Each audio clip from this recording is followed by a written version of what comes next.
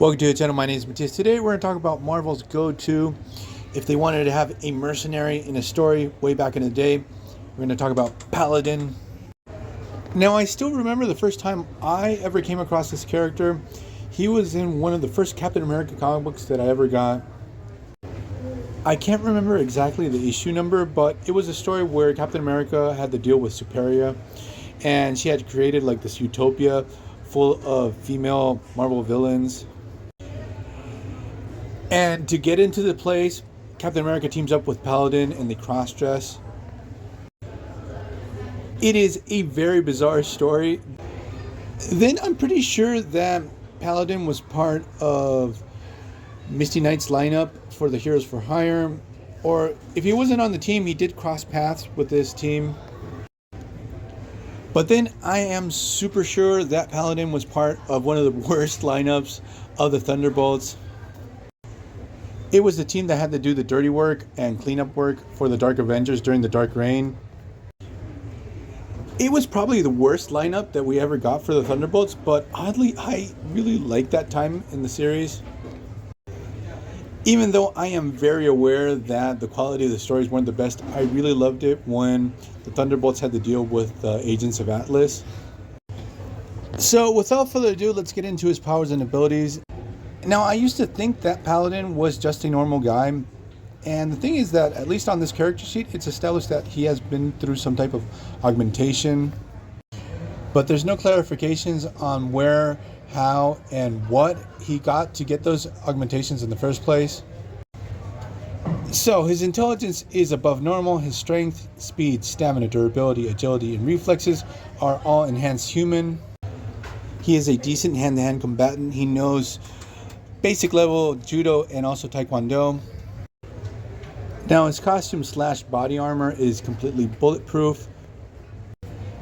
And for his personal weaponry, he was pretty known for using like this special stun gun. And his helmet actually can close off and cover his mouth, and he has 1 hour of air supply in there. Now, Paladin's first appearance was in a Daredevil story arc that took place in issues 150 to 154. He was part of an assignment to track down the Purple Man, and he crossed paths with the titular character. They actually clashed a couple of times, but then they ended up realizing that both were heroes and that they wanted to hunt down Purple Man. Now, Paladin with Old Hornhead, they take down Cobra, Jester, Mr. Hyde, and after all that, they're able to capture the Purple Man. Next, Paladin pops up in Marvel Premiere issue 43, where he battles Phantasm. Then Paladin shows up in the pages of the Avengers issue 251, where he teams up with Wasp to take down Baron Brimstone. And then he gets a new uniform, and after that, he also starts a relationship with Wasp. Then in Avengers issue 271, he aids the Avengers to battle against the Masters of Evil. I had totally forgotten that Paladin was part of that story.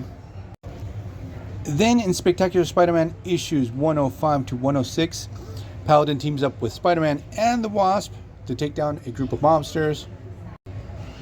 Then in Amazing Spider-Man issues 320 to 321, he's employed by Silver Sable.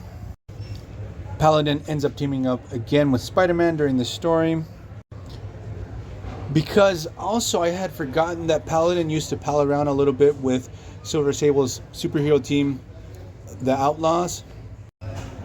Then in Captain America issues 381 to 382, he's hired by Diamondback to raid the Serpent Society headquarters and rescue Captain America.